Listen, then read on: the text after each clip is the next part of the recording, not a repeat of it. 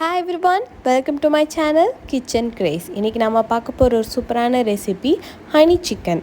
இது எப்படி செய்யலாம்ன்றதை நான் இப்போ உங்களுக்கு சொல்ல போறேன். வாங்க வீடியோக்குள்ள போலாம். ஃபர்ஸ்ட் 1/2 கிலோ boneless சிக்கன் நான் எடுத்துர்க்கேன். அதை நல்லா வாஷ் பண்ணி அதை நான் ஒரு பவுல்ல எடுத்துக்கிறேன். எடுத்துட்டதுக்கு அப்புறம் நான் ஒரு 1/2 டீஸ்பூன் salt போட்டுக்கிறேன். அதுக்கு அப்புறம் 1 டீஸ்பூன் பெப்பர் போட்டுக்கிறேன். மிளகு தூள் போட்டுக்கலாம்.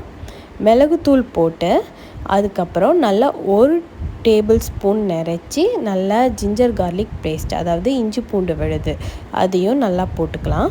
போட்டுட்டு ஒரு முட்டை, 2 டேபிள் ஸ்பூன் கார்ன்ஃப்ளவர் போட்டுக்கோங்க. நீங்கள் முட்டை போட்டிங்கன்னா கொஞ்சம் சிக்கன் சாஃப்டாக இருக்கும் அந்த பொரிச்சு எடுக்கும்போது. அதனால் நம்ம ஒரு முட்டை சேர்த்துக்கிறோம். அப்புறம் கார்ன்ஃப்ளவர் போட்டு நல்லா மிக்ஸ் பண்ணி நல்லா ஒரு 20 நிமிஷத்துக்கு அதை நல்லா ஊற விட்டுருங்க. அது பாட்டுக்கு அதை தனியாக வச்சுருங்க. அதுக்கப்புறம் நம்ம இந்த மாதிரி ஆயிலில் ஊற்றி நல்லா பொரித்து எடுத்துக்கலாம்.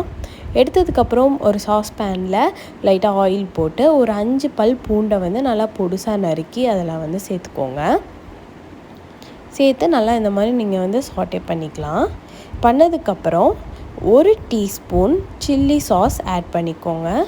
ரெட் சில்லி சாஸ் இருந்தால் நீங்கள் ரெட் சில்லி சாஸும் ஆட் பண்ணிக்கோங்க.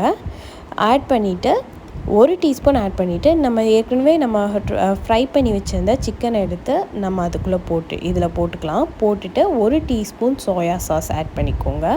ஆட் பண்ணி நல்லா அந்த சிக்கனோட எல்லா பக்கத்துலேயும் படுற மாதிரி நீங்கள் லைட்டாக அதை மிக்ஸ் பண்ணி விட்டால் போதும். ஏன்னா நம்மளுக்கு சிக்கன் வெந்துருச்சு, நம்ம ஏற்கனவே ஃப்ரை பண்ணி எடுத்துட்டோம்.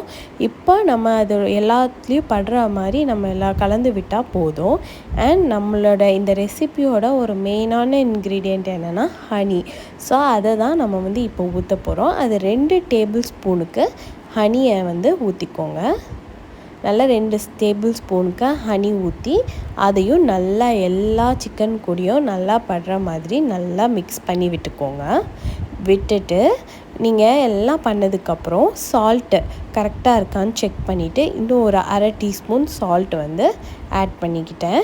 நீங்களும் உங்களுக்கு டேஸ்ட் பார்த்துட்டு எவ்வளோ ஆட் பண்ணணுன்னு நினைக்கிறீங்களோ அதை பார்த்து கரெக்டாக ஆட் பண்ணிக்கோங்க உங்கள் தேவைக்கேற்ப.